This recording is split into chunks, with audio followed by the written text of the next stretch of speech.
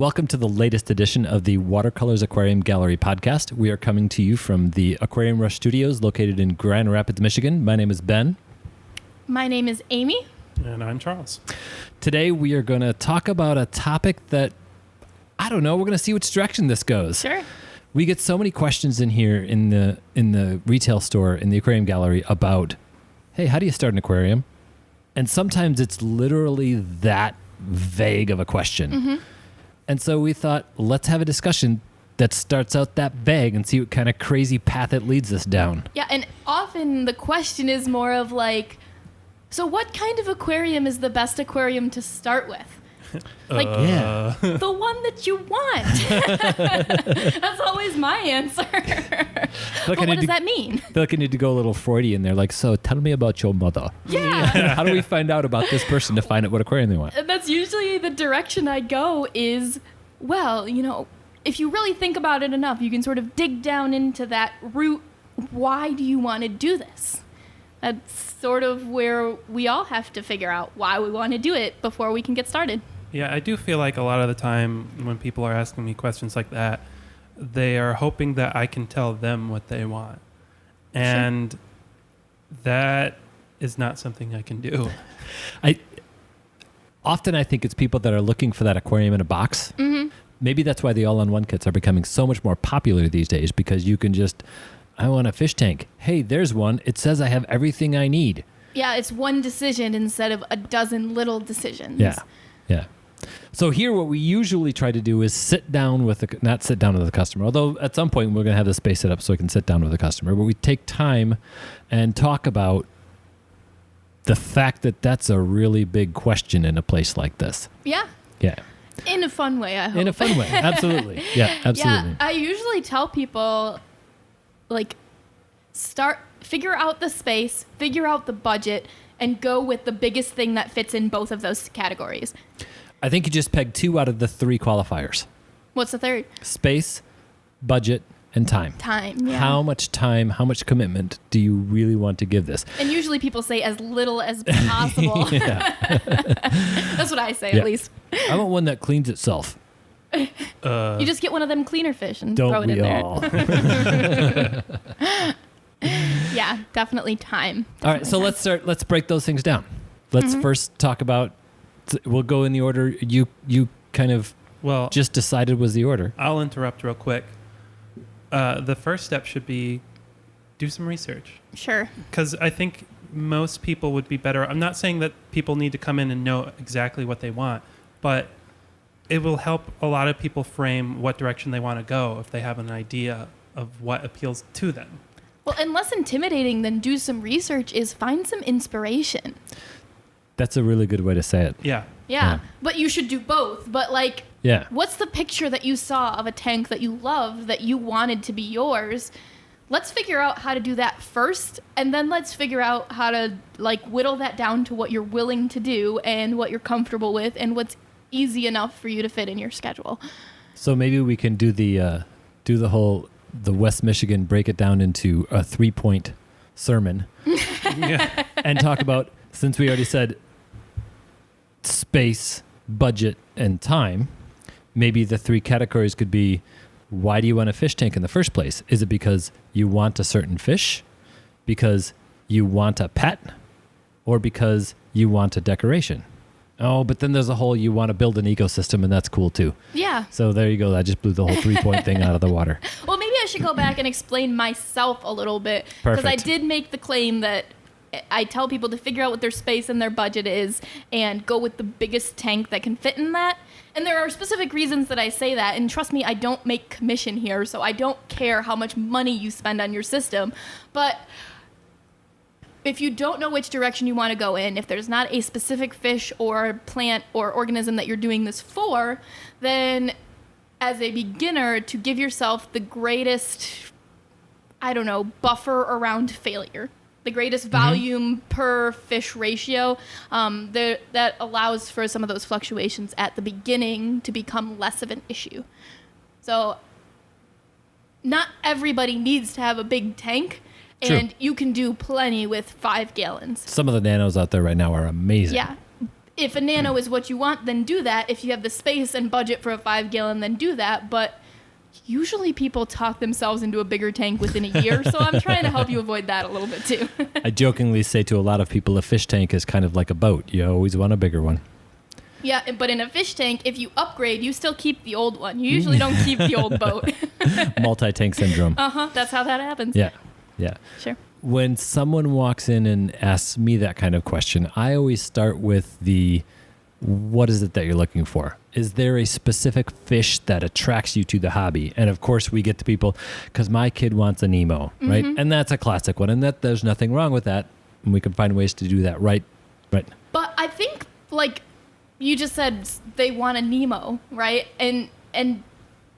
But the way that usually people come to that in conversation is they'll say, we want to start up an aquarium for our kid. And I say, okay, well, what do you want to do with it? Well, we wanted to do saltwater, but it was too hard, so we decided we're going to do freshwater so we can have an easy one.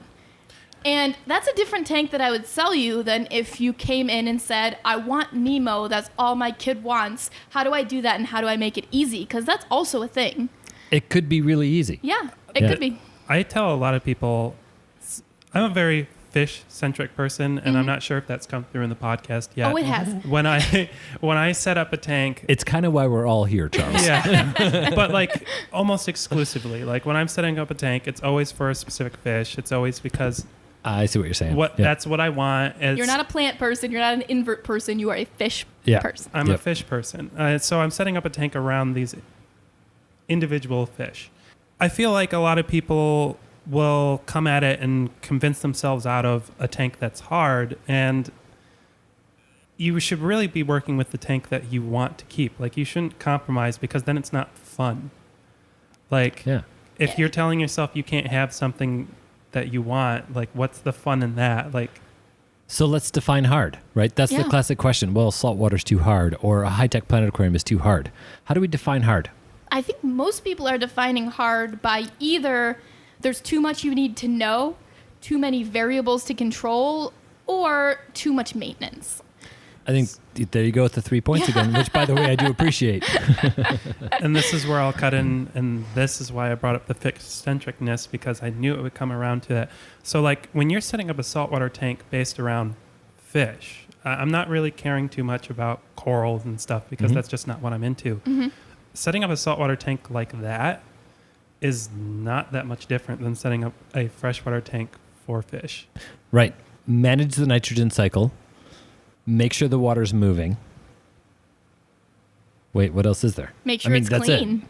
Yeah, but that's all about Do your managing the water nitrogen changes, cycle. yeah. Do your So water if changes. you're looking for fish and you're like, you want Nemo and corals aren't your forte, you can do that really easily. But even if you want simple corals like Kenya trees or Green star polyp is gorgeous.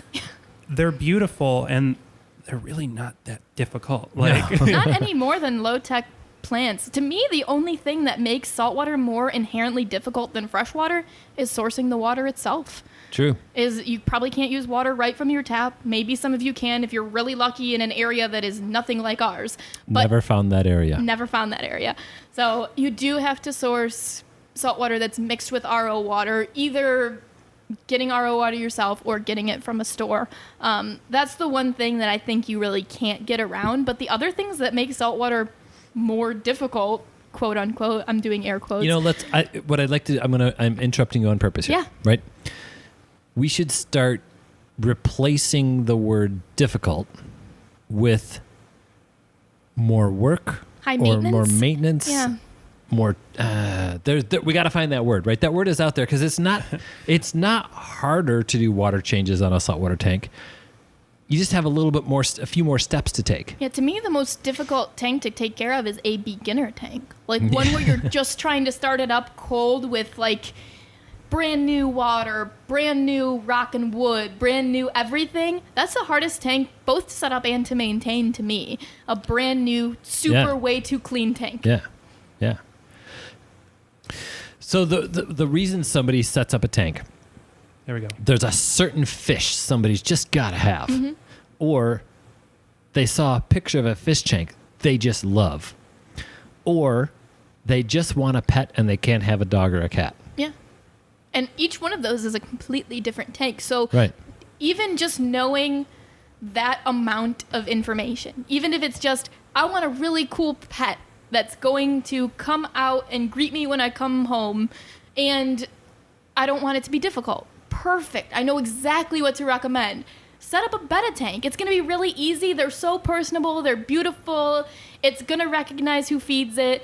And maintenance can't get much easier than that. Super easy. If you tell me that, oh, well, I really would kind of like to grow some coral, but it seems really difficult, but I'm just getting into it and I don't want to do anything too complicated, great. Set up a little soft coral tank. It's not that difficult, and you'll actually love it. It's not difficult, but here's the extra steps you'll need to take. Exactly. Yeah. Exactly.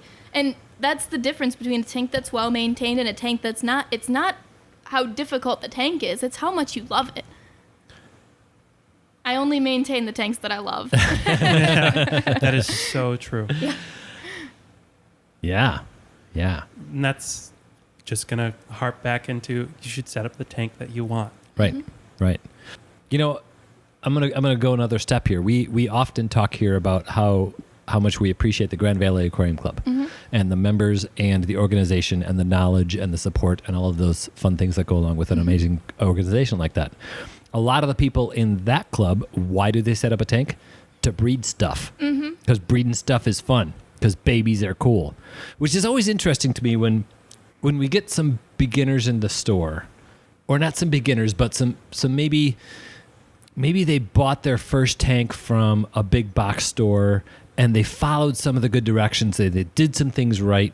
And to me, a great beginner fish with kids is anything that's a live bearer. Because as soon as you got babies, you got excited children, right? And these parents come in and they go, oh, I don't want that fish because I don't want to be stuck with all those babies again. And my first thought, wait, again? Yeah. Was it not fun the first time? Yeah, exactly. But there are a lot of people out there that are stressed by that.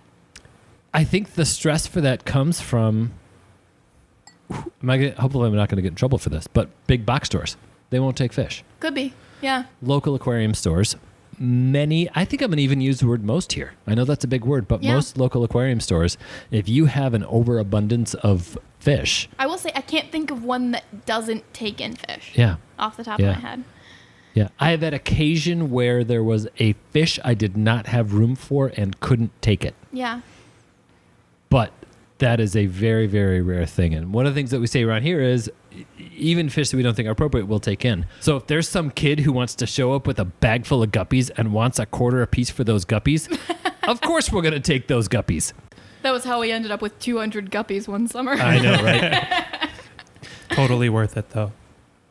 Something that people have to understand about being a hobby-centric store, like people, our primary goal, a lot of us here most of the time, is to share what we love.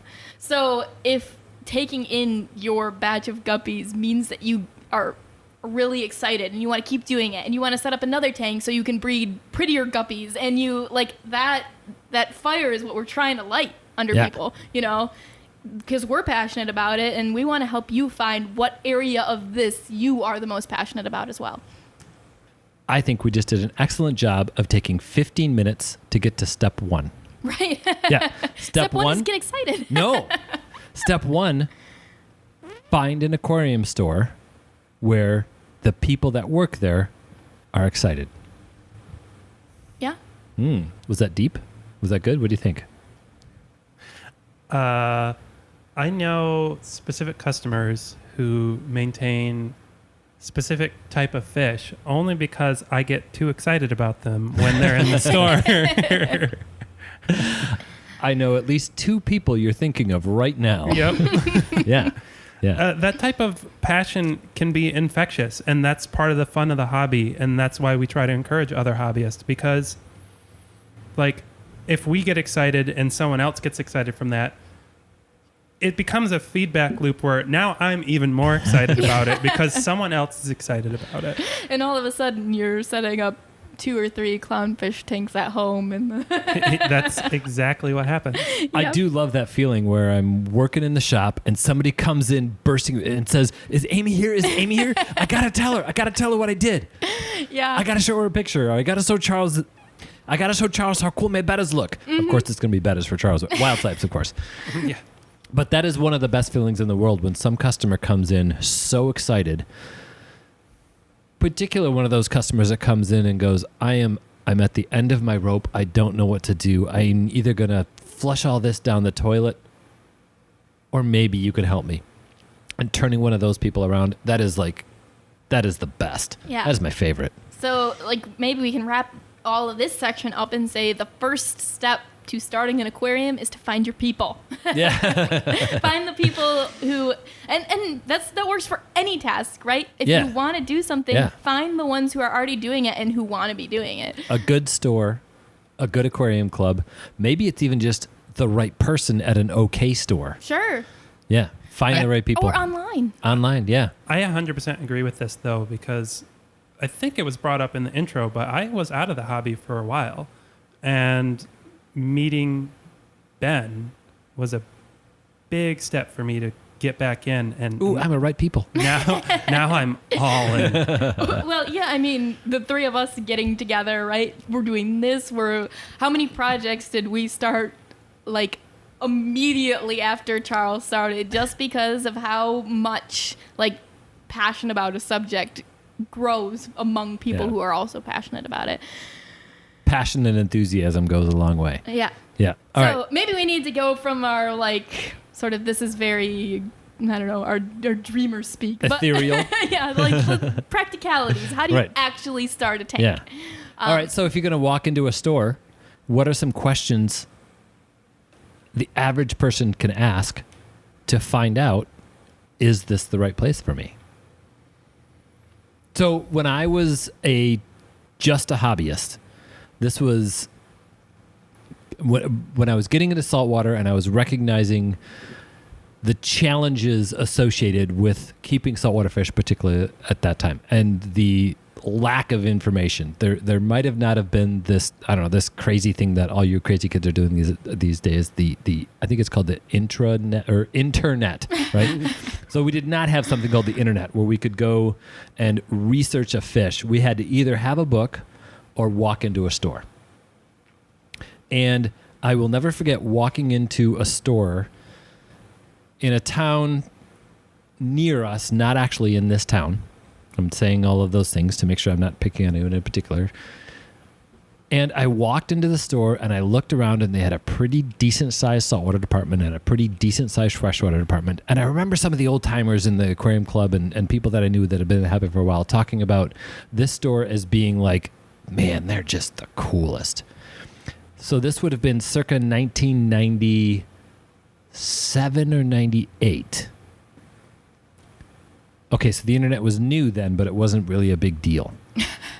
And I walked in and I looked around and I saw some fish that I thought were okay and some fish I'm like, hey, I don't think those, reportedly those typically, according to the books I read, don't do well.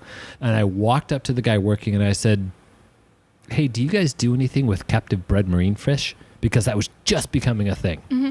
And he looked at me completely straight-faced and said, all of our marine fish are tank raised, captive bred. Oh, no. Spoiler alert, they weren't. They weren't. Yes. There's no way. Yes. 20 years later, they still aren't. Right. 20 more years later, they still aren't. And we wish they could be. Many more are than were then, but they were at least available now, but they were clownfish that were starting to show up captive bred and dottybacks. Those were the two groups of fish that were starting to show up captive bred, and that was it. So that was a really big signal to me that this might not be my store, or at least that's not my guy to talk to. Yeah. The big thing that seems like a signal is like dead fish. That's always but not only that there are dead fish in the tank, but how it's treated. Like when I originally came here before I worked here, I think I had come in like once or so. would have been like 4 or 5 years ago. And I noticed a fish in one of your tanks at the time. Then it was mine. Yeah. And I said to you, like, oh, there's a dead fish in that tank. And you were like visibly embarrassed about it. Like, oh my God, that's not supposed to happen. Like, this isn't what we do here. And if you go into some stores and you're like, oh, there's a dead fish in the tank. Oh, someone will take care of that. Yeah. Like, you know. I never knew that was, that's like, wow. That was my first experience being here. And I remember I went home and I had roommates at the time and I'm like, man, I was at this really cool place today. And I like sort of was really excited about all the work that was being done there and like the treatment of how much knowledge and how much like a relationship with the actual thing that they had. Like, every fish store is going to have dead fish in their tanks at some point. You know, that just, when you're working with that kind of volume, that's bound to happen eventually. Happen. Yep. But recognizing that thing as an actual being versus as, oh, that piece of inventory has gone bad. Like, that dichotomy is, I think, the difference to me. We try to maintain that. That's not inventory that went bad. That's a life we were responsible for and failed. And we take it very seriously. Yeah. We have had some serious discussions about it. Yeah. Some of them have been obvious and clear failures on our part that how could we have done this? Sometimes we don't know. Unknown losses happen, and they happen a lot. And they're sometimes the worst to deal with because if you can... I wouldn't say sometimes. For me, if I can pin a responsibility on something, there is some comfort in that. If I don't know what I did wrong, then that's a little scary to me. Well, and this goes for the beginners out there who come to us with a water test and say, I've failed, I need to know why. If I can come back with an answer, I'm like, great news. Great news. You killed your fish. Yeah. Here's why. And they get all embarrassed about that, but no, that's explained. Don't do that again. Yeah. So you got to accept that kind of thing. But that's, to me, how you find a good fish store is those little things to, like, feel out the attitude. Do you have captive raised fish? What do you do when a fish dies? Where did this fish come from, and what's its history? And a store that is treating its animals responsibly, even if it doesn't, like, maintain the type of quarantine that we do, where we get at least 2 weeks with every fish, they should at least be able to tell you where your fish comes from and how it's been doing since it's been there. Absolutely. Yeah, that's a question that every fish store should be able to answer, both of those. Right. Yeah. So what's next? First, we've chosen our fish store. Okay. So once you walk in, how do you know what to ask for? All right, so go back to the reasons you're keeping your tank. Mm-hmm. And let's try to keep this focused as you are a beginner, which, here's a challenge with that, right? Beginners don't listen to aquarium podcasts. Maybe some of you will, maybe some of you don't, right? Maybe some will. But when I was a beginner, I looked for aquarium podcasts and there weren't any. All right. That's good information. Okay, so if we keep this a little more beginner focused, the reasons a beginner would set up an aquarium. It's probably not going to be for breeding fish, although we do have a beginner who thinks they're going to breed a bunch of saltwater fish. It happens a few times, and usually in that case, it's like, oh, it would be really cool if we had babies in there. Yeah. Then absolutely go for the guppy tank, go for the swordtail tank, go for some cribs even, and you will probably have babies in there, and it's going to be really exciting and not more difficult. So I think a beginner breeder setup is something that's worth talking about a little bit, but not much. All right. Push that a little further. That could be an upcoming podcast, top 10 easiest fish to breed. Yeah. I like that. That would be a good one. Yeah. So, all right. So then we're going to go back to first, okay, how big of a space do you have? And I think you answered that. You touched on it a little bit. Like when you see how much space you have, that can determine how big of an aquarium you're going to get. It has to be said, and I'm going to say this with like a little fun disclaimer. If you have a 6-foot space, even if you have a 4-foot space, you should consult an engineer with how your floor was built to see if the tank is going to fit there. Yeah. Right? To make sure your house doesn't fall down because because you put 6,000 pounds of weight on something that couldn't handle it. That's something that not all beginners consider, is that an aquarium is quite a heavy thing. Can the space handle it? Can what you're going to put it on handle it? That'll help determine your budget if you need to work a stand into that or not. Assume about 10 pounds per gallon for your tank. When I was in college, I put 20-gallon fish tanks on milk crates that were on their side.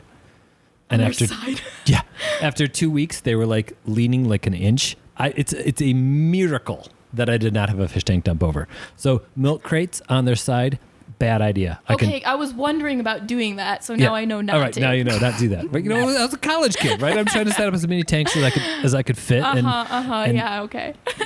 Milk crates were free right behind the dining hall. Put them flat, not on their side, and they probably would have been fine. But then I couldn't put fish books in the milk crate. Would have ruined the whole look of that Exactly. dorm room. Or I wouldn't have had a good place to put my fish books. All right, so determining space has to do not only with taking a measure tape against the wall, but also determining whether or not your floor can hold the fish tank. If you're in a basement, it probably can. So my disclaimer here is you can't hold me responsible if I say something here that makes you think you can put a fish tank somewhere and it falls down. Yes. Right? Not our fault. Not our fault. So look at things like what's underneath it. Is it a load-bearing wall? Which direction do the floor joists run? What year was the house built? All of those things matter when you're talking about tanks. We're going to say safely 75 gallons and bigger. And really, in an older home, you want to look at maybe 55 gallons. Yeah, 4 foot or longer, let's say. Yeah, about a 4 foot 120 or parallel to the floor joists on a non-load bearing wall. Bad idea. Yeah, so I'm saying 4 foot or larger, check. 4 foot. Oh, starting at 4 feet. Yep. Okay, I like that. 4 foot or larger, check. Check. 3 foot, fine. You're pretty much probably everywhere. okay. Well, it's like if we say 10 pounds a gallon, a 3 foot tank is usually 30 to 40. So if you couldn't stand there with 1 or 2 of your closest friends, maybe you shouldn't live there. That's a good way to say it, yeah. And by the way, Amy is saying 10 pounds per gallon because we know that water is 7.685 ton, whatever that number is, right? But then you include the weight of the gravel, you create the tank, the weight of the stand, and all of those things that go with it. And your ability to do math. Right. And so when we calculate the weight of a fish tank here, we average it at about 10 pounds per gallon, which is a little on the high side, which is much better than being a little on the low side when you worry about your house falling down. Yes. Cool. So we went through the disclaimer about weight, but what we were talking about is space. Space. Right. And how to determine how big of a tank do you really need? As big as you could fit. No, I'm just kidding. And afford. Yeah. I mean, for the most part, I would say that that's basically true. And usually when you get down to the budget, it will just determine what size. As long as you, like, the decision there is where do you fall between budget and aesthetics? Yeah. And purpose. And purpose, yeah. If your purpose is, I really just want a pair of clownfish and I have 8 feet of space, well, if the pair of clownfish are all you want, you don't necessarily need an 8-foot tank. No, but if you say the minimum size is 10, then you might want to do 29. Because that'll fit you got a little better more in your space for the space, spot. and it will be easier to maintain if you have that more water volume in there. You've got a buffer. So in an 8-foot space, a 29-gallon tank and a couple of easy chairs next to it so you can sit and look at it the whole time. Oh, that's beautiful. We I know, should isn't it? Yeah. But the aesthetics thing is important too. Some people would rather have a completely perfect looking 5-gallon than a slightly less perfect looking 50-gallon. True. Yeah. True. So how high end your tank would be, how minimal your equipment is. Those are the things that are the aesthetic things that are going to drive your budget up. You could set up a standard 10-gallon probably for under $100 if you wanted to. Yeah. So, okay, if we're going to talk about budget. Yeah. People walk it, hey, what's the cheapest tank I could set up for my insert name of fish here? Yeah. Right? So, what do you think? I want to keep a fish freshwater. I don't care what fish it is, as long as I can comfortably keep it alive. What's the cheapest aquarium you can do? Better. Or killifish, probably. Mm-hmm. Yeah. Probably some a of those betta. little killies, though, like, I don't know. A betta is actually a pretty decent-sized fish. But keep in mind, too, a 2.5 gallon, I don't think is really any cheaper than a 10 gallon. Not much. It's not. It's not. No. So at that point, well, I tell people this all the time. I want to set up a 5 gallon for a betta. Absolutely do that. Yeah. That's a Plenty of great room. idea. Plenty of room. It'll be a fun tank. But for, I don't know, $20 to $50 more, you could set up a 10 gallon and have several fish. I don't know that it'd be $20 to $50 more. If your goal is a betta, I'm thinking a longer light, a slightly bigger filter, heater's the same size, really. Like, yeah. I don't see why, unless you don't have enough space, you would go for a 2.5 over a 10. Okay, so 10-gallon tank with a lid. If you just keep it better, you don't need a light. You need a heater and a filter. Yeah. Okay, so that could get the killifish a little cheaper because there are definitely some killifish that you don't need the light for. There are bettas, though, or the heater. The heater, Sorry. yeah. Heater. The betta, you don't really need the filter. Some killies, you don't really need the heater. You probably don't need the light for either of them. So I guess the killie I think tank. you either need a light to grow some plants or you need a filter. True. And why we say you don't need a filter is less you don't need clean water and more you don't need the oxygenation a filter would provide. Right.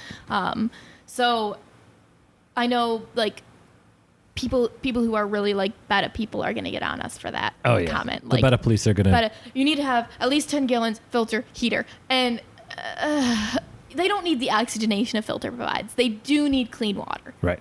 And they can tolerate poor water quality, but they deserve clean water. Yeah. So the thing that we're coming down to is it reasonably possible to maintain clean water in that tank without a filter? And I think it is. If you have a light and live plants, no problem. Live plants do an amazing job of keeping things healthy. So I'm making the distinction that we're not saying a filter is not important, but not necessarily necessary in that case. For the right fish. For the right fish. Yeah. So that's probably the cheapest tank. All right. Cheapest saltwater. Probably like a 20-gallon with clowns and like a Fowler system. 10-gallon with neon cleaner gobies. Yeah. I was thinking just equipment. If you're including like sand and live rock, that would be Well, very let's much talk true. through maybe because we've at this point we've been playing around with what is the saltwater nano for a while. Like we've been kind of circling that subject for the last few years. How doable is it to do a small saltwater tank? And I think all of us would say much more doable than we had thought, and we thought it was doable. The 10-gallon, currently we have a 10-gallon soft coral nano tank with an inexpensive but decent LED light. It's got spaghetti leather and green star polyp that are growing fantastically, a single clownfish, a back filter. Does it have it has a circulation It does have pump. a circulation pump. I don't think that you could do without it unless you really went up a size in the filter. Which probably would be a lot cheaper than than a filter and pump. and circulation pump. But I think the recipe that we've come on for the simple saltwater nano, not the high-end saltwater nano, because that's a different thing, but slightly bigger than necessary water volume. Yep. A hang on the back filter because those produce pretty good flow in at least one size up from what you'd normally put on a freshwater tank that size. If that provides enough circulation, you don't need a circulation pump. And then soft corals. Somewhat decent light. And I think we priced that out, and that was like a $250 setup. That's not bad for saltwater. And for that's a live rimless coral. tank, too. Yeah, so it's a gorgeous little tank. And I feel the need to say that I genuinely consider that specific tank to be the easiest maintained tank we have in the store right now. Yeah, so let's talk about maintenance on that tank. Yeah. Tell me what's got to happen. You got to scrub algae when it's got algae, and then... But not often. No, not often. Once every couple of weeks. And we do a water change on it like every 2 or 3 weeks. Yeah. Every 2 weeks. Every 2 weeks, yeah. Yep. So it has to be topped off for evaporation probably once or twice a week because it is a rimless tank. So it does evaporate some water. And so that water needs to maintain the salinity at a proper level. It's got to be topped off on a regular basis. And I like to word it as water can evaporate, salt cannot. Oh, that happens so often. We get people that come in the store with, I don't know what's going on with my fish. They were doing great for like 6 months and now nothing looks right. Will you test my water? And we'll test, the initial test we do, of course, is we stick a dipping reed in there to see what the nitrates and the nitrates are, because that's a really obvious tell. And we'll look at it and it'll say like, the nitrates are a little on the high side. Nitrites are 0, but nothing there makes sense. So then we'll start breaking down with, okay, what fish do you have? And what's the temperature in the tank? And all of those things that seem like the obvious choices. And all of those, they'll give us all the right answers on those. And then we'll go, well, let's check the salinity. I've been startled by that several times. Yeah. You are always topping off a saltwater tank with RO water, which is another thing. Saltwater, more difficult, pretty much mainly because of the water. More work. More steps to take. Yeah, because if you've got a nice local store where you can get there once a week or once every month or whatever and stock up your water, that's really all that means for you. Yeah. It's an extra small expense every month for the tank, but that's really the difference between that and a 10-gallon. I'm looking at right now on our bookkeeper's desk that like 10-gallon low-tech Planet, and the maintenance on those is like almost identical. It's a gorgeous little tank. Yeah. Top it off and then do a water change and then you're done. So what does make a tank more difficult? The complexity of the organisms. No, that's not the right way to say that. No, because a cnidarian is pretty simple. Yeah. I guess, what makes it more difficult is there are some, here we go. There are some creatures we like to keep that are even more specialized, which specialization means they have very, very specific needs. That's a better word than complexity. Yes, as opposed to generalize, right? And so an easy way to say that would be, I'm going to use the example of, no, you know what? I'm going to use the seahorse example. Seahorse is a perfect example of a fish that takes a lot of work to keep alive. They are extremely hardy. They are very tolerant of water temperatures. Hippocampus erectus is the most available seahorse species, and they are found as far north as New York and as far south as southern Brazil. So they can take temperatures down into the 60s and up into the 90s. And in terms of water chemistry, so hardy. Nitrates creep up a little bit. Yeah. They're not going to care. It's other than the particular issues that make them more difficult. Specialized. Yeah. Yeah, more specialized. What makes them specialized? Feeding them. Right. That's the one issue with seahorses, is feeding them. It's a really big issue and makes them very, very specialized and causes a lot more steps to keep one of those creatures alive. But it doesn't mean they're not hardy. Right. As opposed to a clownfish, they cannot take the temperature range that a seahorse can take. They cannot take some of the water quality issues that a seahorse can take. But they're going to eat just about anything, and they're going to eat first and ask questions later. Yeah. Yeah, getting the seahorse to feed and the frequency of feeding. Yeah. So it's not difficult, but it is higher maintenance. Seahorses do need to eat several times a day. And I don't know about you, but I don't have several times a day to feed my seahorses. So I'm not going to keep them at home knowing that they are hardy fish, knowing that other than that, they're not that difficult. Several times a day and frozen food. Yeah. They're not going to, if somebody comes out with a dry food we can put in an auto feeder, seahorses are going to become way more popular. Yeah, we'd have them in every one of our tanks. Yeah. From the freshwater side, we could use the specialization of discus or some of those plants that require CO2.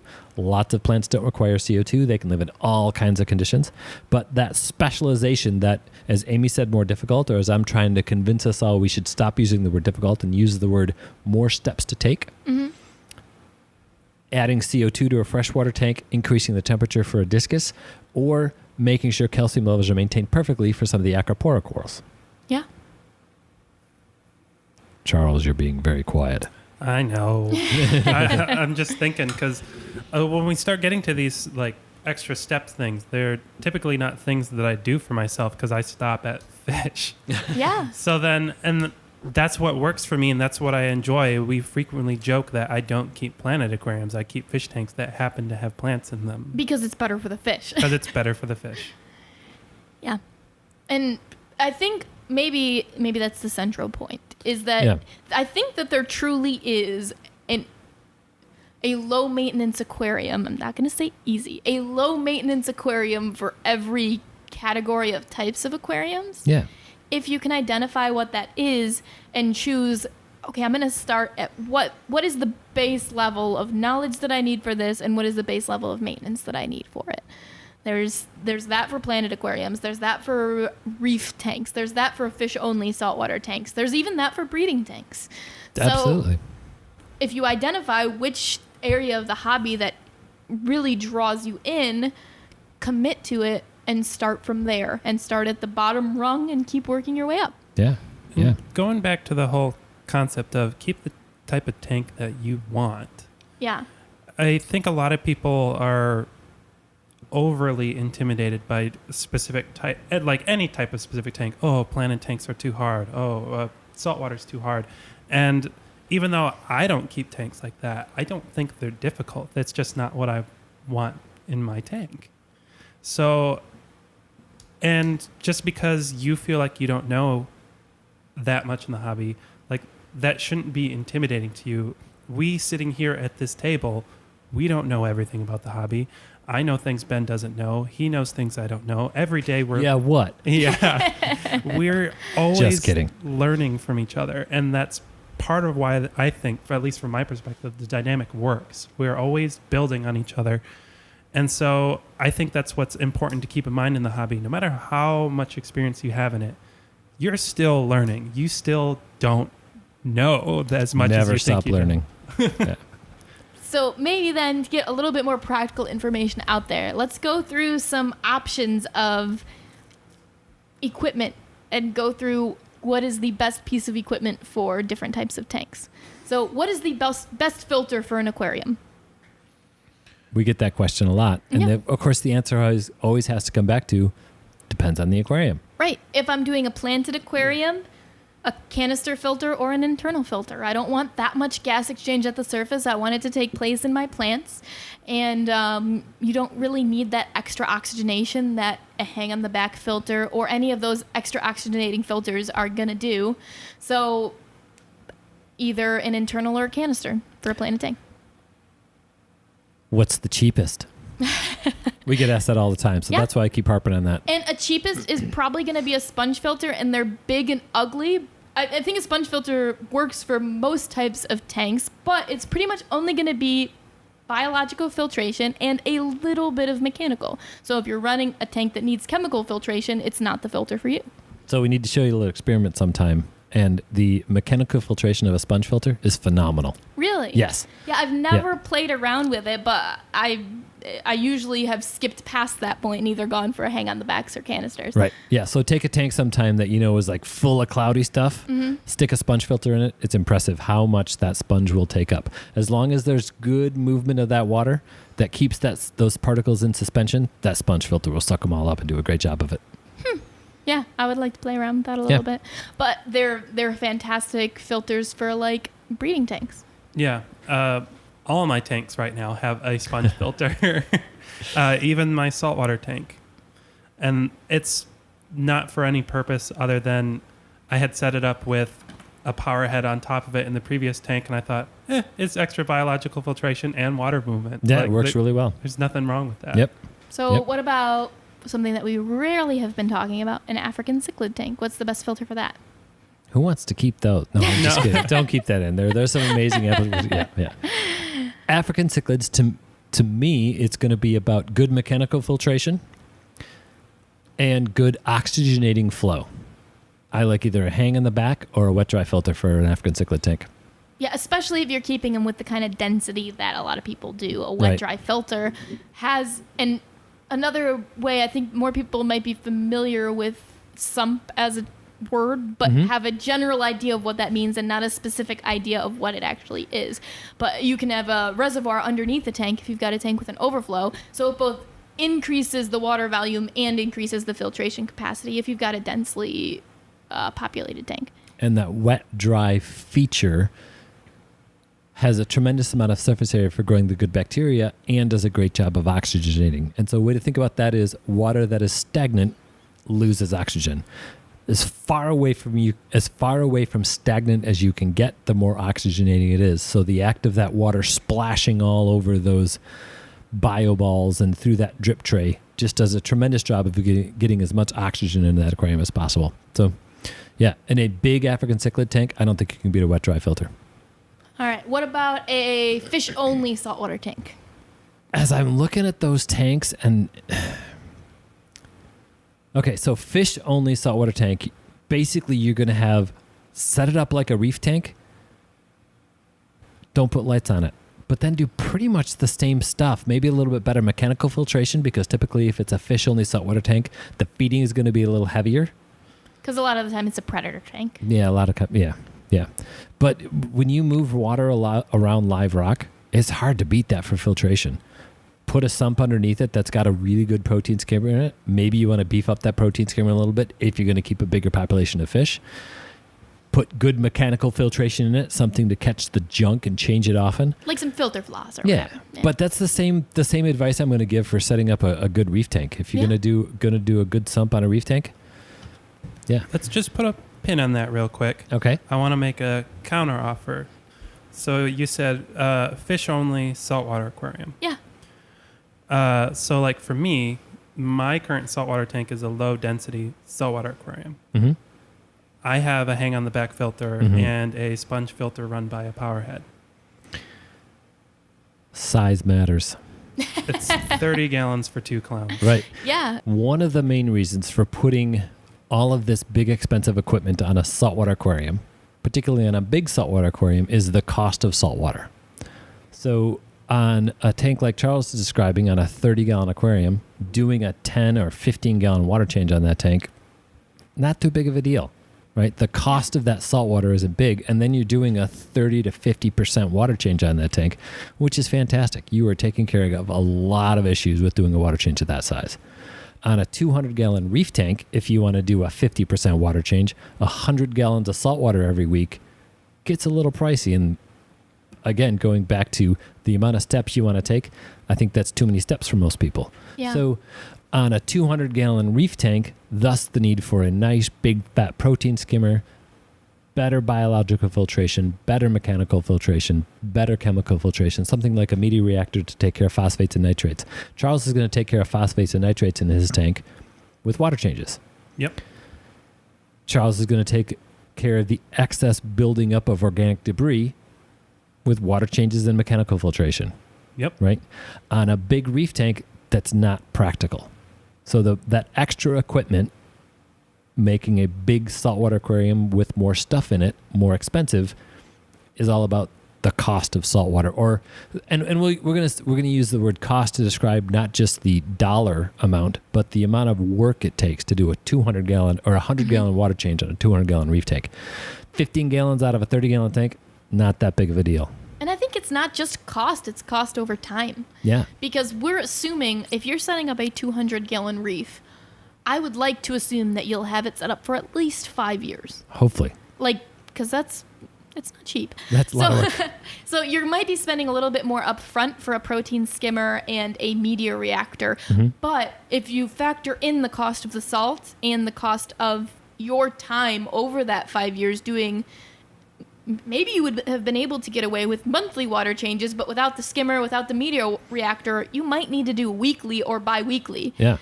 So that's your time, like an hour to get that water change done, and that amount of salt water that often. So what better filtration lets you do is let your salt go farther.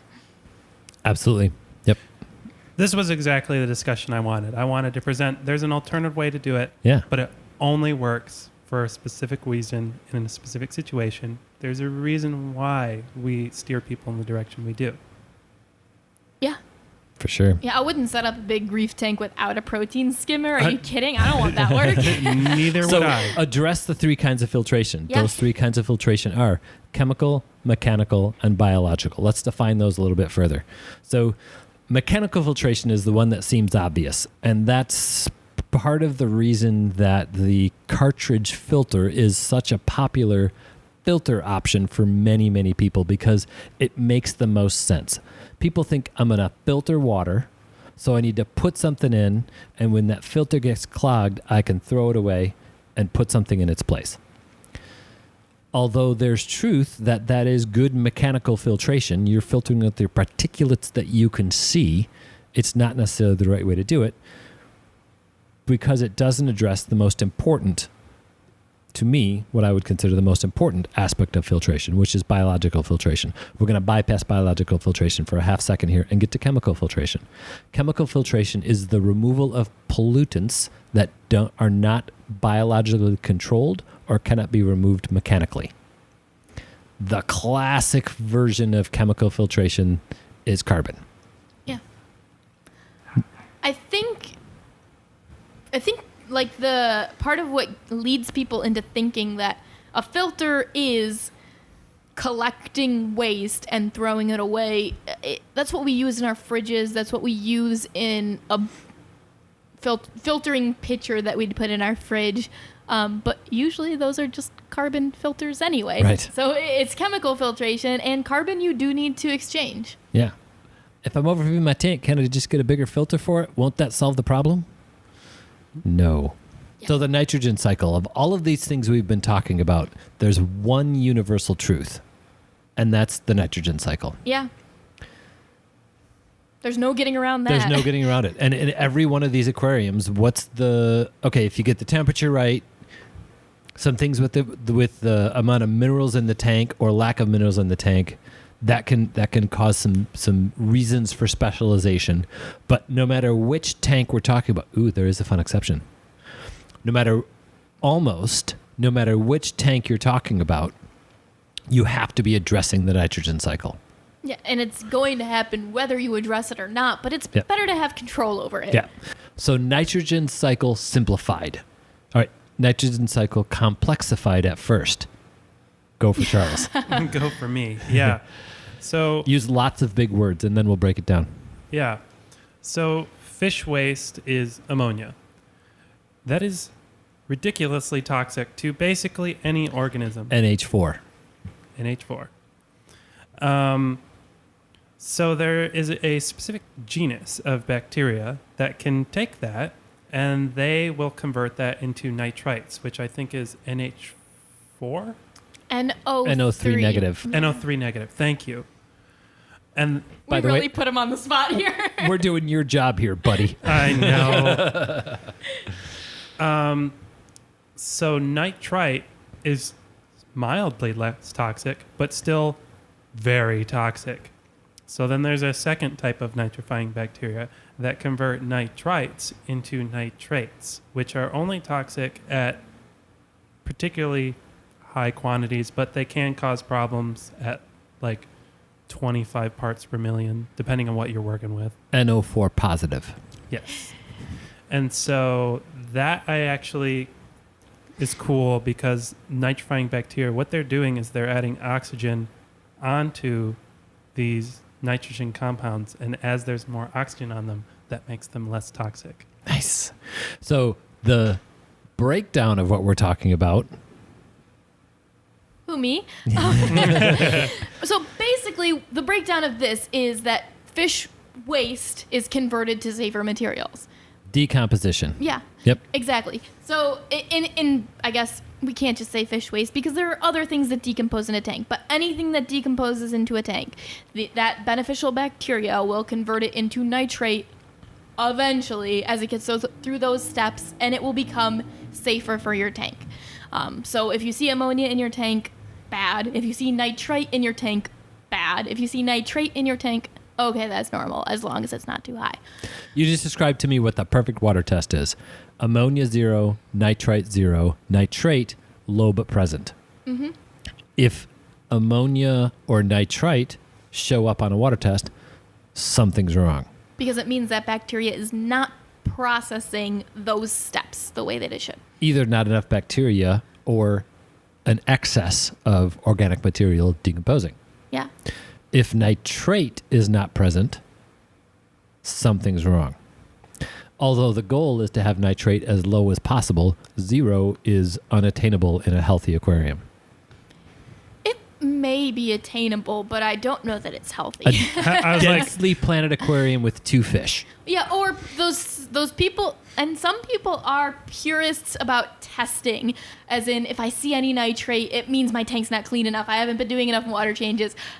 Not necessary. Some nitrates are good. Yes. Well, if you're doing a planted tank or a coral tank, nitrate 0 means that things might die. Yeah.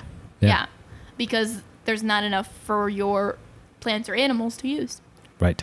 So the managing of decomposition is something that absolutely every aquarium, and I do have one exception to that, believe it or not, the managing of decomposition is what every aquarium needs to address, what every filtration system needs to address.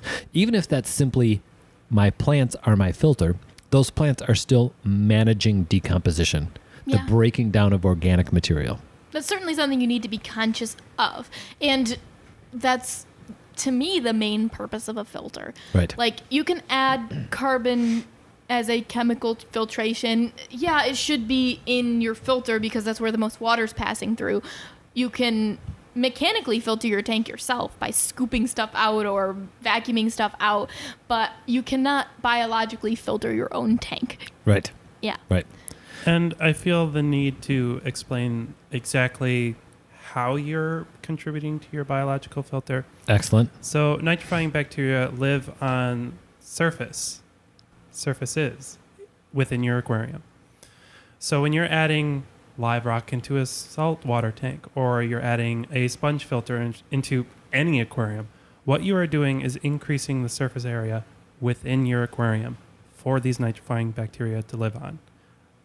That's what you're doing in these situations. You're facilitating a home for them to, you're artificially increasing the population of these bacteria. Any porous material through which water moves. Yes. So the ceramic material in a hang on the back filter or a canister filter, live rock in any tank containing live rock. The reason an undergravel filter was the go-to filter for so long is every single piece of gravel, because of the undergravel filter functioning properly, has water moving past it. Home for bacteria. Yeah, and keeping in mind that your entire tank is full of this bacteria anyway. There is bacteria residing on your gravel, whether or not you're using an undergravel filter. Right. But that filter is designed to pull the water past, make it easy for that bacteria to get access to its food, which is ammonia and nitrite. Even your fish and plants and like literally everything in your tank that is porous can have nitrifying bacteria on it. We keep it in the filter because we can pass more water through it and it works more efficiently for us. And is this the moment where I get to say, this is why we don't like cartridge filters here? Exactly. Absolutely, it's the moment. Exactly. Because when you're throwing away your filter, you are throwing away your hard-earned home of nitrifying bacteria. All of that fibrous material on the outside, just think of all the surface area on that and how many good little bacteria buddies are hanging out munching on that ammonia. And Let's get rid of it every month. Every month, right. It's the same reason why I'm going to use the word never, take the fish out of the tank and clean everything and put it all back together again. Oh yeah, I scrubbed it all out with tap water, so it's clean super now. clean. Nature is not clean. Bacteria is not inherently bad. I would like to inject here. I wouldn't say nature is not clean. I would rephrase it as nature is not sterile. Yes, Nature that's, cleans itself. Yes. Yeah. Yes, let And them do our their job. I should say our definition of clean is not the same as nature's. Yeah, that's a good choice. Yeah. All right, so trivia. What's the one situation where we don't have to worry about the nitrogen cycle? By the way, this goes right into some extreme specialization. Am I allowed to answer this? Because I know this. I knew you were going to. I kind of I set you know up it for it. It's a low pH environment. Incredibly low pH. Incredibly environment. low pH You have to environment. get down to like 5.5 for me to think it's truly viable, but it starts getting there but once you get below 6 pH. Yeah. One of the coolest things about the toxicity of ammonia is it is not toxic below a pH of 6. Because it has ionized in that low pH environment So now it's no longer ammonia. It is now the ion ammonium, which is somehow not toxic to fish. Well, and the fact of the matter is, if you're in a pH environment that low, nitrifying bacteria don't survive anyway. Right. So there's 2 reasons you don't need to deal with that. It is pretty cool, though.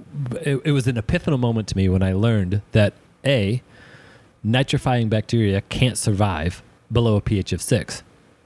And B, ammonia is not toxic below a pH of 6. Therefore, you don't need nitrifying bacteria to survive. So what came first, the nitrifying bacteria not surviving at a pH below 6 because there's nothing to eat, or the ammonia not being toxic? I don't know. Well, if that bacteria needs ammonia, not ammonium, maybe it just doesn't work.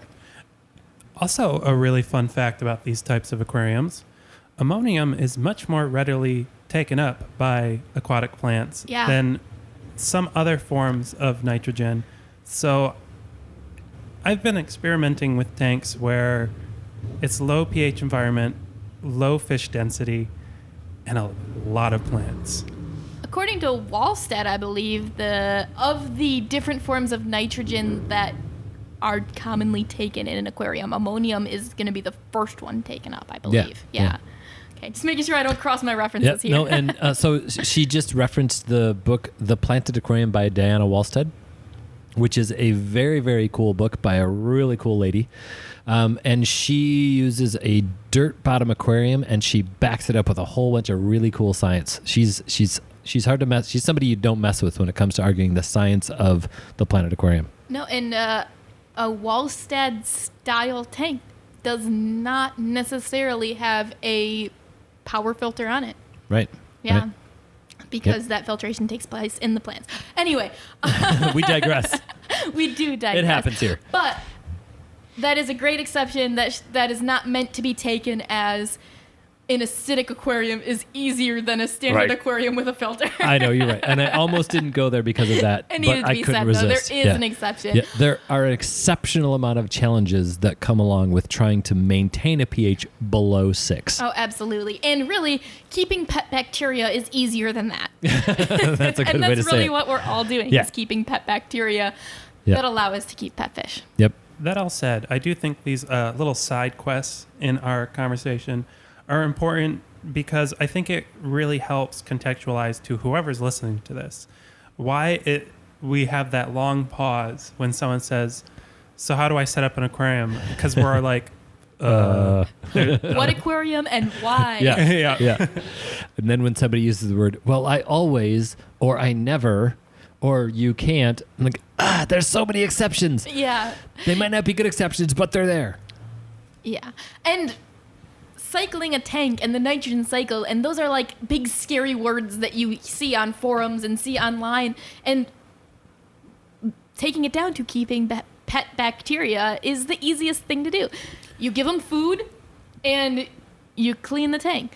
They're gonna show up. They're gonna show up. Yep. They're gonna show up. Yep. And the easiest way to get them to show up is to get them from somewhere else. Thank you. I was about to ask, what's the best way to get them in, and you beat me. Seeding an aquarium. Yes. Taking that bacteria, if you can get some in there that doesn't have to just show up, because they will. If there's ammonia in water, that bacteria will show up, and both of them will, like the ammonia to nitrite and the nitrite to nitrate eventually. The bacteria that cause decomposition, if you look at the world around us, they are everywhere. That is gotta be, and I don't know this scientifically, that's gotta be the most common bacteria, are those things that decompose things. If you put something outside and it quote unquote rots, what's happening is bacteria are eating it, turning one thing into something else. Right. So decomposing bacteria are everywhere. Yeah. It's nature's greatest. See, there we go with a big word, right? It's one of nature's many ways of recycling. Yes, nature recycles everything. Yeah. Nothing ever disappears. It just goes to something else. Right. Right. Okay, so we addressed. Pretty sure there's a law about that somewhere. I think we should need to reel it back. Back it up. How do you get that bacteria? How do you seed an aquarium? Oh, right. Yeah.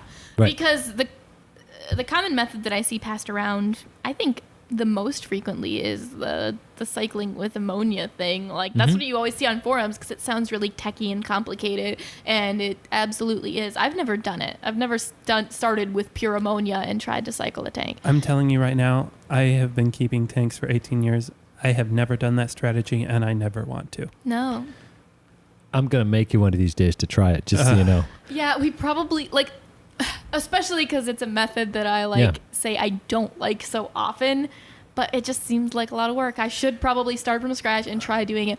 But why would I do that when I could just get literally anything porous from another tank to start it, which is plants, driftwood, rocks, gravel. Those little pieces all have that beneficial bacteria on it, and they really populate shockingly quickly. Or even live plants. Yeah. Yeah. Yeah. And saltwater tanks, that's a part of the big appeal of cured live rock. Yeah. So, okay, I'm gonna call it 4 different methods for cycling an aquarium. Sure. Okay. First, adding a commercial cycling aquarium product like Seed from Aquavitro. Which is great. Great product. Number 2, adding a porous material from an existing established aquarium. I would like to say that probably the best method you can do is if you have, maybe not the best, but it's my preferred. If you have already set up aquariums, I normally use sponge filters. Just get a second sponge filter in there. When you set up the other tank, it's ready to go. Yeah, yeah. Number 3, the synthetic ammonia method. And so that would be putting, some people will set up a relatively sterile new aquarium and put a little bit of flake food in there, pouring a cup of straight ammonia from the kitchen in there. A table shrimp or whatever, something to rot. Yeah. And then number 4, cycling an aquarium with a live organism, which is the method that I've actually almost always used with lots of success. So that would be set up a saltwater aquarium, put a fish in it, and carefully maintain the quality of that fish. But I would argue that when you're doing that, you're actually not doing that. You're doing method 1. Because a live rock aquarium is a seed with, method 2. That is the seed with materials from another tank. That's what live rock is seeding with materials from another tank. That's not fish and cycling cold from brand new freshwater. Yeah, but a freshwater aquarium. So let's say we're going to not do a saltwater tank. Let's do a freshwater tank. Saltwater, I did. So I had to poke holes in Call that. me out as soon as you can. See what I get around here. So a freshwater aquarium, let's say 20-gallon aquarium. I'm not sure I want to do live plants, but we're going to put some rocks in it and some gravel in it. And eventually I want to keep a community tank. Mm-hmm. If you set up a 20-gallon aquarium and you put 2 small fish in that tank and you keep them in there for a week, the tank's going to cycle and the fish are going to be fine. Right. Depending on the fish. Yeah. Right. Sorry, I had to. You're right. It's important to say because it does. If you're using that method, it does have to be fish that, if there is an ammonia spike, even if it's a slight one, there shouldn't be unless you do something wrong. And really, the main thing with that is just water volume to fish ratio, or not overfeeding. Yes, don't overfeed. We're going to address overfeeding tonight, and you got to let me get there in just a minute. But if you're going to do a community tank and your goal is, like, let's say we're going to do a 20-gallon tank and we're going to do 6 neon tetras and 3 cory cats and a bristlenose pleco and a pair of honey gouramis. Mm-hmm. Put the pair of honey gouramis in the tank, even just the pair in a 20-gallon tank, and they'll be fine as long as it's not overfed. Yeah, and you will likely never see an ammonia spike. So it's not about like, oh, we're going to sacrifice the first couple of fish to whatever Please happens. don't ever cycle a tank with feeder fish. Yeah, or fish you don't want in general. Right. Yeah. And the classic saltwater version of that is to cycle an aquarium with a damsel. I think that's a really bad idea. Yes. Especially when clownfish are readily available. Yeah, and you probably already want them. Yeah, because who doesn't want clownfish? I'm saying. Right, exactly. But yeah. And I think the official term for that is fish-in cycling. That's a method that is like pretty widely disparaged online, and I think it's because people have no patience. As in, if you put those first couple of fish there and you get the right water test, which within a week or 2 is probably no ammonia, no nitrite, and no nitrate, and a lot of people don't have the restraint to wait for that. My counter to that is the what did you term it as? The adding ammonia into the tank method? Yeah. Yeah. That Fishless cycling, I think is what cycling. they call it. Cycling. From what I've heard, takes way more time. Yeah. Mm-hmm. Yeah. And arguably, it's so touchy to get right that I'm worried about when you do finally add fish, what is with all those moving pieces, that whether or not you actually have stable biological filtration. Mm-hmm. I think a lot of the disparaging comments about the fish in cycle method have to do with the often caused ammonia spikes. Yeah. And I think those often caused ammonia spikes are because you read the back of just about any brand of fish food and they say feed your fish 2 to 3 times a day as much as they'll eat in 3 to 5 minutes. Which is an entire fish food bottle a day, I think. That is way too much food. That is way too much food in an established aquarium. If you're cycling in a tank, it's okay to feed fish an amount that helps them to survive, not necessarily an amount that makes them grow. That's a hard thing for people, especially in the Midwest, where it's considered heroic to overeat. But for people to understand that food availability in nature, particularly when it comes to most fish, is way different than food availability for people and in home maintained aquariums. Yeah, or even mammals in general. We have a hard time relating to We fish. have to maintain body temperature. So I'm going to overlap a lot of the information you've already said, but Cool. I'm going to give the same spiel I give to everyone every time they come into the store when we get to the discussion of overfeeding. So we are large-bodied mammals. Per gram, the only clade of organisms that are higher metabolisms are birds, and they fly. We are terrible at guesstimating how much other types of organisms need to survive. Yeah. So if you look at a neon tetra, their eyeball is about the same size as their stomach. They don't need a lot of food. 2 or 3 bites a day is more than enough. Yeah. One eyeball's worth every day or a couple of days, I think, is plenty. Yes. Even once or twice a day, Yeah. but still one eyeball's worth. Yeah, and as long as it doesn't sink to the bottom, It's the as much as you can eat in 3 to 5 minutes rule. That's that one is it's my ridiculous. biggest. Yeah. The food's going to sink to the bottom in about 32 seconds, and if it makes it all the way to the bottom, it was probably, I'm not going to say probably, it was too much food. Yeah, unless you've got specifically fish that aren't going to come up from the bottom to eat. But in that case, you want specific bottom-feeding food. Right. Yeah. I'm going to start looking at the back of fish food bottles more closely again because all of them have it that way, and I've stopped reading them because I was annoyed by it. So No, things still have it that here's way. a challenge to fish food manufacturers. I want to see it written on the back of a fish food bottle 1 to 2 times a day, as much as your fish will eat in 30 seconds or less. Yeah. And I'll buy more of your food if you put that on the bottle. Exactly. Versus using it as quickly as possible, killing my fish, and never buying it again. If a fish doesn't come out to eat, sorry, buddy, try harder tomorrow. Yeah. And it's okay. That's Yeah. not cruelty to that fish. They're not puppies. They're not babies. They're fish. Different metabolism. Very different. Most of my... We're gonna get some really pissed off I know. comments on that, but I'm okay. Bring it on. Yeah. Well, and to contextualize it to other people, most of my fish I use for breeding. That means that in my mind, they should be eating more than the average display tank because they need to fuel that activity. Food makes babies. Yes. Yeah. But you do crazy water changes, and I think you do weekly water changes, but to me that's crazy. Yeah, I do. Shh. But I do also tell whoever's taking care of my cats, if I'm gone for less than a week, do not touch my tank. Yeah. Because the risk of them overfeeding my tank while I'm gone is much higher than the risk of my fish not eating for a few days because they're fish. Their metabolisms are not that high. Yeah, The vacation feeders are ridiculous. Oh, just throw something to rot in your tank for the next week. Right. That's a great idea. And change the water chemistry. Yeah, and change the water chemistry. Yeah.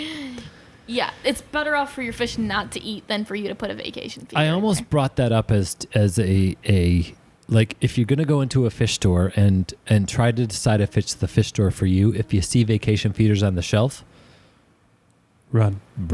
Yeah, I don't want to say that because I think some people will just keep some fish stores keep what will sell. If we had vacation feeders on our shelves, they would sell. I would try to talk every single person out. Maybe we should keep one behind the back counter and wait for people to ask for it. Yeah, but do you have vacation feeders in stock? Yes, we do. Come on in the store and get one. But a programmable automatic feeder costs about the same as 3 or 4 vacation feeders. So a much better choice. The first week-long vacation you go on, buy a programmable feeder and use that every vacation you go on after that. There's an amazing story that comes out of the Amazon during the early days of fish collection, and I really need to find the name of this fish soon. So they were the scientific description of the fish put the fish at about 2 inches, and it was a cichlid in the Amazon River system. And what that means is they found that fish, they worked on the description of that fish, and they looked everywhere for fish for that population of fish, and they studied that population of fish, and all of them were about 2 inches or smaller. Fast forward a few years, this fish was showing up in stores and in hobbyist tanks that nobody could identify because it was this amazing 4.5-inch cichlid. It was the same fish. In the wild, where that fish lived, the resources were limited and the fish couldn't grow any bigger. Bring the fish into an Aquarius tank, and all of a sudden it has some happy aquarium keeper feeding that fish 1 or 2 times a day, hopefully, or if not more than that. And that fish gets to grow to a much larger size than it has ever been found to this day in the wild. Yeah, annual Achilles are another great example of that. Like, resources change lifestyle. Yeah, and size. Yeah, and size. Yep, the size of wild-caught Nothobranchius racovii is rated at 1.5 inches. I had one that was almost 3 inches and 4 years old. For those of you that don't know, Nothobranchius racovii is one of the most beautiful freshwater fish on the entire planet. It is a beautiful killifish in what's called the annual killifish category. All right, nerd. Killifish Week is coming up in a couple of weeks. Okay, Let's fine, not do that yet. All right, there's my teaser. And coming up at our next podcast, we'll give you details about why that fish is. Yes, we will let Ben off the leash. We'll let him talk about killifish. It's not today. But Fine. That's like another great example of that. It is a great example. Like, it's a great example of that. Like, even with epistogrammas, you can often pick out whether a group that we get in, without looking at the list, whether it's wild caught or captive raised, because like captive bred Panduros are like 2 or 3 times the size of the wild one. They're monsters comparatively. Yeah, they're never that big in the wild. No. But going back to just like cycling, because we did tangent a little bit, but my talking about fish in cycling versus fishless cycling versus seeding versus why not all of them? Like, why not? Because if you've seeded and brought materials from an existing tank, you can start with fish right away, too. Yeah, true. Yeah, you don't need to necessarily wait, and that's how I usually do my tank. Is as much plants, because, well, they're always going to be heavily planted tanks. I'm going to say 3 out of 4 because 3 out of 4. you can't combine fishless cycling and fish in cycling because that's an oxymoron. Frankly, but at I'd the same time, throw away fishless cycling. adding some source of ammonia to an aquarium to cycle a tank with fish in it is the definition of overfeeding a tank. Yeah, that literally is what it is. But you don't necessarily need to just throw fish in or seed with a beneficial bacteria product or seed with plants and rocks and wood. You can do all of those at the same time. And you can start your tank right away with fish or start your tank, wait a week, add fish. Usually that works just fine without seeing any sort of ammonia spike. I will say with the caveat of I'm the type of person that will basically do all of the above and then I wait 24 hours only to make sure that my equipment is working and then I start adding fish. Yeah, that's a very good way to say it. No fish should be added immediately to a brand new aquarium. And that's for like examples of most of the time if a piece of an equipment, at least in my experience, is going to fail, it's a heater. Yeah. And it's always going to fail in the on position. That's what they do. So when I set up a new aquarium and I put a new heater in, I want to make sure that I just want that time to make sure it's settled at the temperature I actually want it at. You want to make sure it sets off. Yeah. Yeah, I like to wait at least a week regardless because I want to see that good water test. I want to see no ammonia, no nitrite, some nitrate. And if you're doing all of those things, if you're seeding, you probably will see that right away. If not, you'll see it pretty soon after your first fish get added. Some people will do like, oh, I put everything in my tank and I waited a week and I'm still seeing nothing. Well, you don't have any source of decomposition, so there's no way you could. Right. So sometimes it does take adding some fish to know if it's going to work, but as long as you got that water volume to fish ratio, it probably will. Then they'll be fine. Yeah. The seeding method, we should talk quick about sources for if you're not going to buy a commercial bacteria supplement like seed, and you're not going to start with fish, or even if you are going to start with fish, it's really easy to find someone willing to let you have something cycled from their tank. Yeah. If you're in an aquarium club, 20 people will offer. Even if you're not an aquarium club and you show up at a meeting saying, I'm new, does somebody have something for me? You'll have to turn down about 15 people because you'll get at least 16 responses. Yeah, and 10 of them will be offering you live plants for free. Right. Again, a plug for your local aquarium club is a resource that not enough people are tapping into. Yeah. They are so kind, so willing to help people because it's their passion. Yeah. And they are welcoming to beginners. Yes, they're going to get way more technical than a lot of beginners want to get, but they're also going to break it down for beginners and make it simple and make it easy and probably overwhelm you with generous offers. Yeah. Okay. Yeah. A good local aquarium store will also do the same thing. We do keep some bacterial media lying around. We'll regularly pop a small piece of lava rock or some porous rock out of one of our tanks for somebody who's having a little bit of struggle getting their tank to cycle. Yeah. Many local aquarium stores will do that as well. I do like to, and this is how I want to frame it, when someone looks at our retail tanks, I like to tell them, these are displays that you get to take home if you want to. So if that piece of wood is the piece of wood you want in your tank, take it. That's going to cycle that tank quick. Yeah, one good piece of driftwood is so porous, it has so much gunk in it. Yep. Although we should say, anything that can host beneficial bacteria can also host parasites. Good point. Thanks for bringing that up. Yeah. So know your source. Know that you can trust them. Know it's not going to have any disease on it. It might have snails on it. But don't worry about snails. Snails are not bad. Snails are not the enemy. No. Love the snail. Love the snail. Yeah. I love that on the corner speech right there. I will get on an apple crate if I need to. That's right. I have seeded my tanks with Malaysian trumpet snails, all of them, because I want that soil turnover. I love my pest snails. Yep. They're fantastic. Ram's horns, Malaysian trumpet snails. Bladder snails. Yep. All of them. This is a great time to say they're only a problem when you're overfeeding your tank. Overfeeding? What's that? Don't overfeed. Yeah. So know that wherever you're getting your seeded material from, that it's disease-free.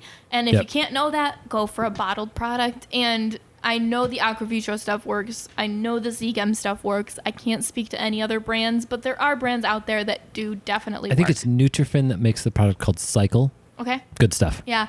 I've used one that I didn't see any results for, but I'm not going to name that one. Right. Those are the two that I do know and have used and do work. Yep. Yeah. Good stuff. Yeah. And that's clean and that's not going to have parasites in it. Okay, so did we address our 3 or 3.5 or 4, however many minutes it was, right? We talked about how do I start a new tank? That's what the whole point of this discussion was, right? Do you have the space for it? Do you have the budget for it? And why are you keeping it? Yep. And then some of the basics for starting it up. I think we probably said as much as we can without getting into the specifics of what. Now let's talk for another 2-3 hours about something. Okay, so if you were gonna set up a tank for this fish with exactly this coral with exactly, how would you start that up? I think it is a never-ending topic. Yeah. So let's call this part 1 of this topic. Sure. And part 2 is going to be decided by you guys. Post us some comments about what's the next step. Yeah. How do we take this to another level? What are some of we brought up so many different variations and versions of killifish, of topics that we're going to branch up killifish, that we're going to branch off from this discussion talking about killifish. Itching to get on that. To be fair, we did an entire podcast on clownfish, and I feel like that's on me. He has earned it. Hey, I liked that clownfish one. It was a good one. You're going to like the killifish one too, I promise. Oh, okay, we'll see. I don't know if you can see how pretty they are on a podcast. They're so cool. I'm such a fan. You can hear how pretty they are. There are so many of them. Some of them are boring. Some of them are so cool. I mean, any family, whether it's, and I don't mean just fish. I mean, like, every person in this table has that one member in the family that you're just like, oh God. Yeah. All right. But I think we've at least given you the jumping off point of, hey, figure out what you're really excited about. Talk to us about it, and we'll get that next step together. Yep. And we are here to help. That's like, it's our favorite part. Well, we're It's here to so live fun. vicariously through them. Let's not pretend we're selfless. I would like to set up 1 million tanks, so I like to hear about every single one of your projects and help you with them too. and we do enjoy updates on how your tank's doing, like genuinely. Yeah, like the pictures and the stories, Yeah. and that's what we're all here for. I think is to share our passion with everybody else. Definitely. Show us those pictures. Tell us what you think. This conversation obviously is going to spawn some pretty cool little YouTube videos. So check out our YouTube channel for some less in-depth topics and some less... Maybe some more practical demonstrations and things like that. But this is really about the philosophy. How do you start an aquarium? How do you start an aquarium? That's a big question. I don't think we answered it tonight, but I think we at least touched on some really good reasons. Well, maybe we didn't. No, too big of a question. We didn't answer it tonight, but we did talk about it a lot. Well, in the meantime, check out our YouTube channel, check out our blog site, check out our website, come on in the store and talk to us. Tell us what we said wrong in a nice way, please. Tell us how you do it. I'd love to hear your methods. Absolutely. And let's keep it lots of fun and keep those hands wet.